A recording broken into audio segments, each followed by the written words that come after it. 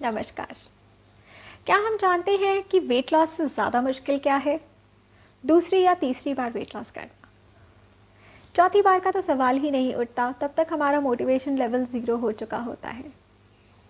I am dietitian Anuradha Sharma from the basic meals. आपको ये बताना चाहूँगी कि वेट लॉस एक्चुअली एक साइंटिफिक प्रोसीजर है। हमें गौर करना चाहिए कि ऐसी सिचुएशन आती ही क्यों है कि हमें दूसरी या तीसरी बार वेट लॉस करना पड़े। अक्सर होता यूँ है कि जब हम पहली बार वेट लॉस करते हैं हमें बहुत जल्दी होती है। हम ये भूल जाते हैं कि जब हमने वेट गेन किया था तो हमें कितना समय लगा और कितने समय से हम इस हाई वेट को मेंटेन कर रहे हैं। इस जल्दबाजी में हम अक्सर कम खाना और ज़्यादा एक्सरसाइज करना शुरू कर देते हैं।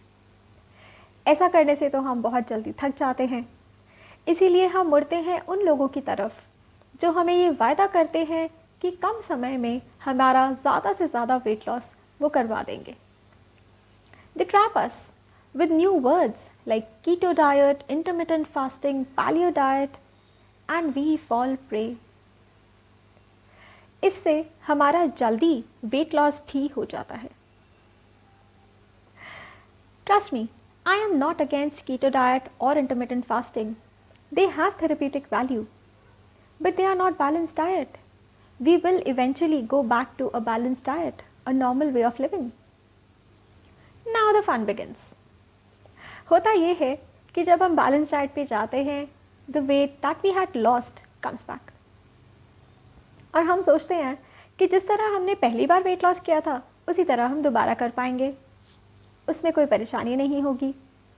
लेकिन दूसरी बार हमारा मोटिवेशन थोड़ा सा कम हो चुका होता है। And it is not only the motivation, there are other reasons too. One of the reason is the basic biochemistry. Oh yes, science unfortunately does not work according to the Google research. Scientifically, जब हम exercise या कोई भी activity करते हैं, हमारे muscles में जो कार्बोहाइड्रेट होता है, जो ग्लूकोज होता है, सबसे पहले उसे एनर्जी की तरह यूज़ किया जाता है। सेकेंडली, जब वो डिप्लीट हो जाता है, उसके बाद लिवर में जो ग्लाइकोजन होता है उसे कार्बोहाइड्रेट में ग्लूकोज में कन्वर्ट करके एनर्जी फॉर्म में यूटिलाइज किया जाता है। उसके डिप्लीट होने के बाद मसल में जो प्रोटीन है उसे एनर्जी फॉर्म में यूटिलाइज किया जाता है by converting into glucose. Fat is the last thing our body utilizes. We have to remember that fat is the storage form of energy.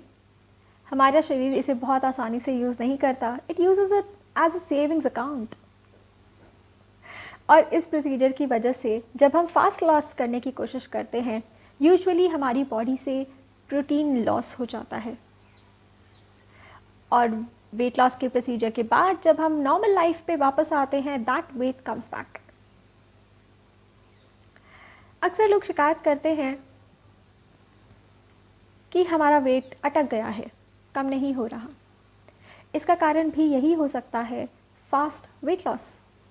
Protein की कमी आ गई है जिसके कारण वेट आगे कम नहीं हो रहा।